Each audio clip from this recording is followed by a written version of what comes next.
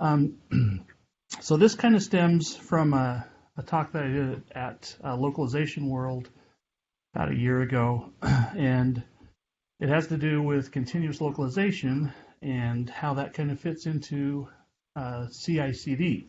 And so I'll talk more about that and kind of see where you guys are in how you understand what CI/CD is and how localization can fit into that. So this is a quote that I found. This is back in 2014 from Oracle, and it says, software is being adopted at unprecedented rates, which is putting a strain on traditional software development processes. Test automation and continuous integration / continuous deployment are part of the answer. So this was back in 2014, and I know I've been around the software industry for about 28 years in different roles, and actually a developer for most of that. And I have seen a lot of things come and go, and a lot of different ways that software development changes. This is definitely one of the big ones that's happening right now, is a move to CI/CD, which is, depending on what you want to use, it can be continuous integration and continuous development, or continuous integration, continuous deployment, depending on how you talk about it. So how many of you guys have heard of CI/CD? Everybody, okay. So that's kind of how things are changing, and I'm going to go through kind of how things have been and then how they're changing to this. Most of my experience with this is going to come from the Experience Cloud, which is a SaaS-based program. So it's going to be a lot of web stuff and how that works and how the deployment process happens with a SaaS-based service. So this is kind of what a CI/CD process looks like. First of all, you commit the code that you're writing and build it. You test it. You deploy what you have to a staging server, and it gets tested on the staging server, and then it goes directly to production. And you do a smoke test on production to make sure that it's okay. But that's really how fast CI/CD is. Instead of saying we're going to have a release of software in 2 months or in 3 months or in a year, it basically happens right when the developer writes the program. Write the program, and it can go up that same day into production. So it's a lot different way to think about software development, but it's really happening in a lot of different places. You can read through some of those bullet points if you want. Quality assurance teams are becoming larger and more specialized. So one of the biggest things with CI/CD is that you have to make sure that the code that you put out there has been very well tested. You can't just put it out there and have your customers test it for you anymore, right? You've got to make sure that everything's very well tested before you go up to production. So the last point on there is that with this change in software development, localization teams are going to have to be a lot faster as well. And we'll kind of show how that happens. So this is SDLC stands for Software Development Lifecycle. So this kind of goes through the life cycle, how software is created, and all of the different steps that you go through to create the software. So this is kind of a normal way of doing it. You can see that there's a planning phase, then you design, and then you develop the product. And once it's developed, then you do some testing on it. After testing, you go to beta. And after beta, you release to production. And then there's a maintenance phase after where you fix bugs that are happening with the production code. And this wave that you see, or the bell curve, describes the number of defects that happen and how much it costs to fix those. So it's a lot cheaper to fix bugs early on in the cycle instead of right before you're releasing to production. So with this form of doing software development, you can see that there's a lot of bugs that happen right during the testing phase, right? So you write the code, send it to testing, they throw back a whole bunch of bugs, and then you have to fix those. And so everybody's working to fix those. And so the idea is to shift that bell curve from where it is to where the lower cost of defects happens. So if you could just take that and shift it to the left, what does that mean? Okay, so we want the defects to happen early on in the software development lifecycle. And so in order to shift it to this point, you're going to have to change things a little bit. Instead of, designing and developing the code and then putting it out for testing, what about if you actually wrote the tests before you even develop the code? All right? So you write the test, and the code has to meet the test or else it doesn't pass. And so they develop to that. It makes things a lot cheaper and faster and stronger and everything. So this is kind of the goal that we want to get to with CI/CD, is to make things happen a lot sooner so that we can take care of them faster. The old way.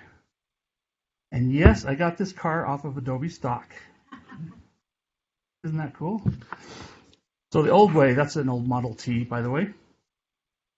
Package software, and you guys know this because think of things like Photoshop and different products like that.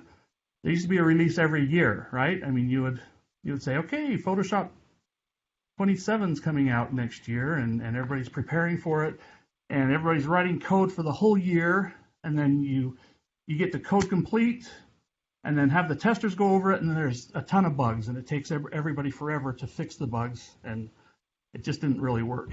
As far as localization in that picture, 2 months before the release, we would send in all the strings for translation. So that means that if you're on this process where you're releasing every year, you have to know all of your final strings 2 months before you're actually going to be code complete or release. And then 6 weeks before the release, you get the strings and put them into the product. And then you send in the extra strings that you forgot to put in the first time. And then 4 weeks before the release, the final strings are put into the bundle for the package. For SaaS software, and this kind of comes from how early days of Omniture was doing it, and then as it turned into Adobe and Experience Cloud, it still is actually happening this way for a little bit longer, but they're going to try and get away from doing a monthly release. I think the next couple of months will probably be the last ones they do. But they've been releasing once a month. And so to get your strings for translation, you have to put them in 3 weeks before the release. And then 2 weeks before, you package them up. And then there's always going to be a few extra strings that need to be translated. And then finally, 1 week before the release, you package the final strings. And then on release night, which is once a month, you stay up all night. And I'm not just saying, that's probably what happens. It actually did happen. I was there staying up until 2 in the morning, making sure that everything was working okay. So you have to go through testing the whole night and make sure that everything's still working before the customers get to it. So things have changed a lot since this way of doing things. Also from Adobe stock. 2 pictures from Adobe stock. The new way. So the quality assurance engineer writes the test suite before the code is even written. Engineer writes unit tests and code.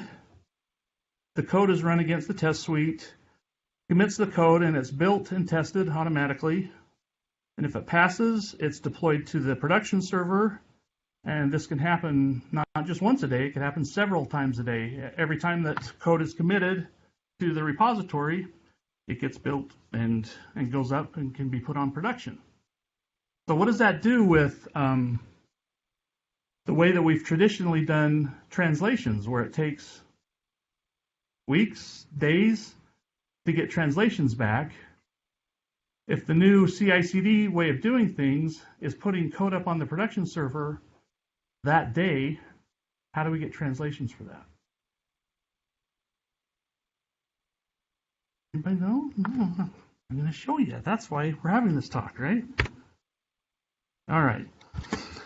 So how do we integrate localization with this new way of doing things with CI/CD?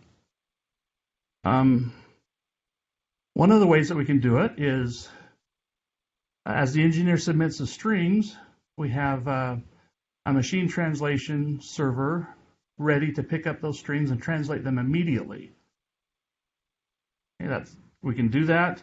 That doesn't mean that you have to use them, but you could use them while you're doing testing, and then a few days later have some human translations go up. That's one way to do it. If you trust machine translation enough, then maybe you could even use that for production. It depends on your level of, I don't know, how you feel about how good machine translation is.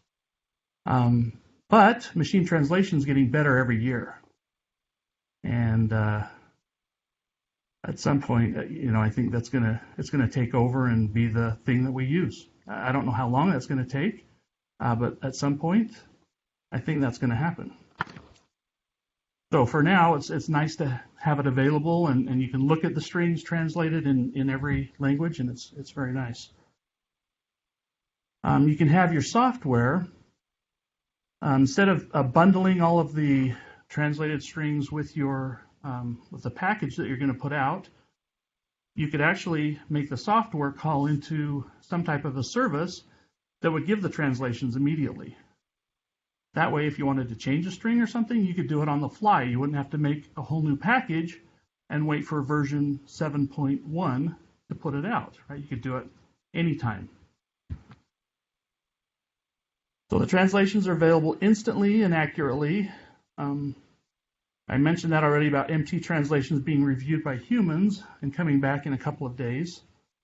And so this is kind of perfect for the way CI/CD works. They get what they need immediately, and that can be reviewed and fixed if it needs to be.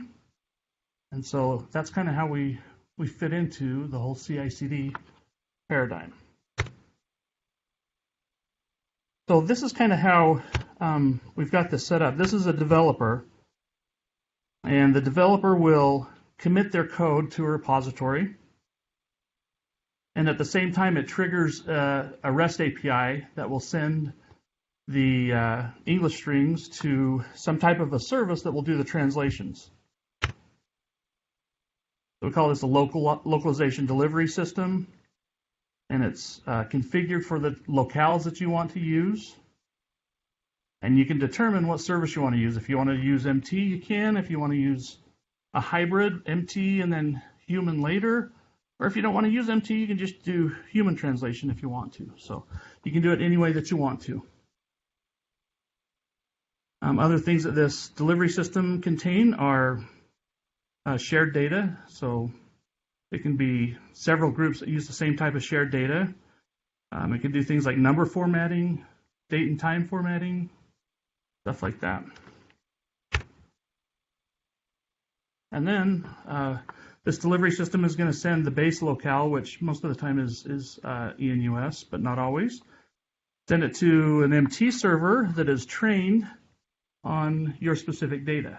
So it's one thing to send a string to like Google Translate, but it's completely another thing to send it to a server that's been trained on your data so that it knows how to pick up what kind of translation you want for that. Pick up the context or whatever else it needs to. And once you send it there, the translations are immediately sent back to the delivery system. Human translation kind of works the same way. You can review the MT translations if you've used them, or you can do only human if you would like to. And there's about a 2 or 3 day turnaround right now for that. Although that's changing as well. They're doing a lot of different things with like crowdsourcing to where you can send translations in, and depending on how many they are, usually 500 or so, you can get them back within an hour with this type of thing. So there's a lot of different changes that are happening to get translations back sooner. So the code that the developer writes contains APIs to get the string translations and other types of localization information. So they get the strings back, and that's basically how the system works. And you guys get a demo. Isn't that great? All right. So I want to kind of show you this demo of some things that we've got set up. And I don't like these new computers that don't have an escape key on them. Let me just find one. All right, I'll just do this. Okay, so what I've done, I wrote just a very, very simple little web app. And it's not supposed to be fancy, so it's not. So if you look at it and you're like, oh, that's not very good. It's not supposed to be. All it's supposed to do is show a point. So I wrote a little address book, right? So you can put some addresses in it if you want to. Another Adobe stock photo. That was another good one, right? All right. So this is my address book. And right now you can see that there's a little description at the top. And then it's got a bunch of contacts, and you can have their phone number or email. If you want to add somebody, you can add them. Or if you want to edit someone, then you can edit their information. You can delete them, and that's about all you can do. And so I was told to write this to include several different languages, right? So you can see that I'm using English, but I also wrote this app so that you could have Spanish and Japanese and Russian and Chinese. So if we go to one of those other pages, Spanish. Oh, you can see that there's nothing there because we don't have any Spanish translations, right? And the same goes for all of the other locales. We just don't have any translations. We've got English only. And so to fix this, I want to use that, if you remember back in that architecture picture with the translation delivery system, we've written one of those, so I want to use that to get my translations back.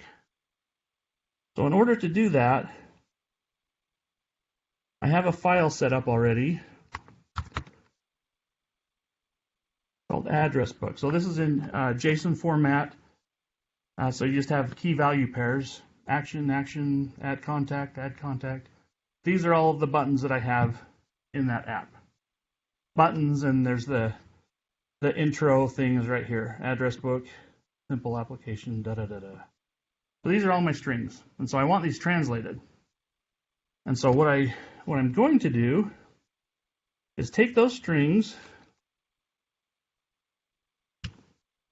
and this is how we call an API to send the strings. If you'll notice right here, this is the name of that file. And we're just going to send it to this server and see what it does. So the way I've set up the service for this particular address book library is to give me the translations that I showed you in the app, right? I want to get Spanish and Japanese and Russian and Chinese. So I've told it that's what I want to begin with. So all I should have to do, well, I shouldn't have said it that way, huh? That's not going to work. Is run that, and it says success. And now if I go back to my app, let's look at Spanish. Whoa. There's Spanish. And Japanese. And Russian. And Chinese. That's pretty fast, huh? Okay, so that happened with machine translation.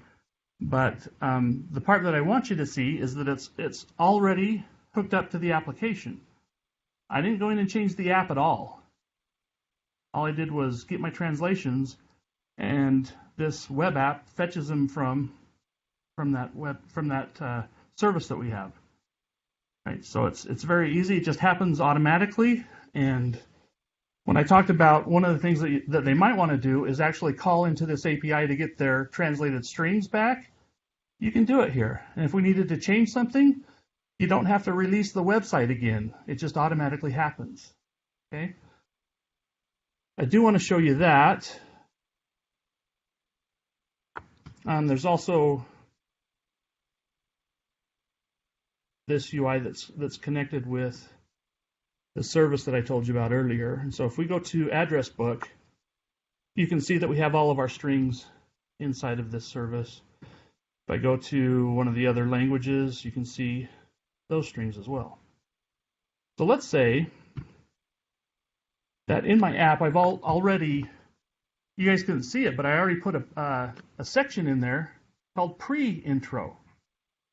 You didn't see where it was at all because it doesn't have a string for it right now. But if we go into here and add a string, assuming I use the exact right key, pre-intro, yep.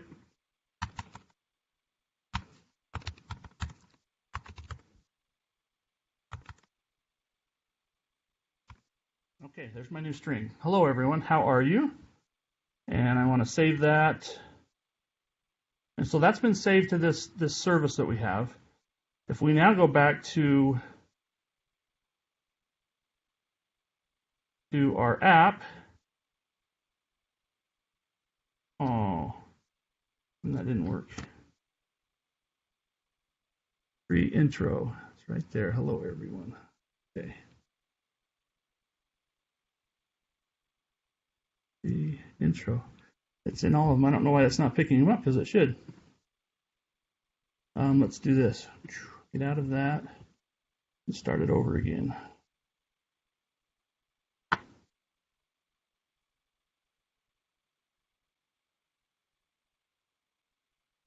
Wow, that's not showing up in there. It was supposed to show up right above the intro. Oh, there it is in Spanish. So there's the new part right there in Spanish. Oh, maybe I need to do like clear the cache. That's probably what it is. Oh, okay. Oh, I know what it is. I'm getting the English from a file, so the rest of the locales will work okay. So Japanese, there's the part up on the top. Russian, see what that looks like. This I'll translate this for you guys. This right here says, "Hello everyone, how are you doing?" In Russian, that's what it says. And Chinese.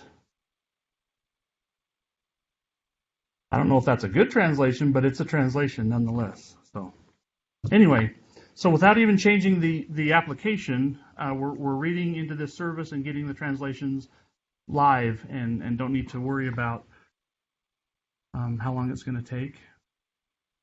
That's kind of how it fits into CI/CD.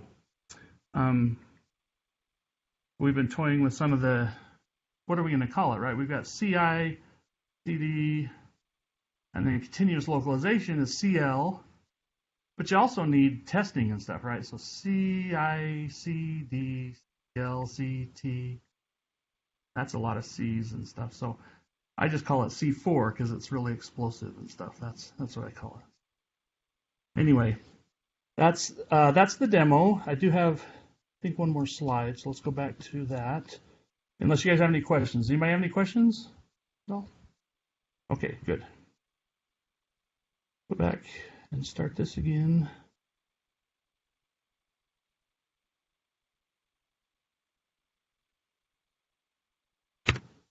All right. So here are the key takeaways that we have kind of from this talk. CI/CD is already here. It's not something that's going to happen 5 years in the future. It's happening right now. And just to kind of say that really is true, there's a lot of teams that are working on Experience Manager right now that are starting to do CI/CD and requiring that their localizations are done a lot faster. So all companies, because this is a huge thing that's happening in the software industry, all companies are going to need to figure out how they're going to do continuous localization. Machine translation is getting better and better all the time. How long before it's good enough or before it's perfect? And the last thing, just sitting and watching CI/CD happen is not going to do anybody any good. So you're going to have to do something to handle how it's happening. So that's all I have for you. So thank you very much.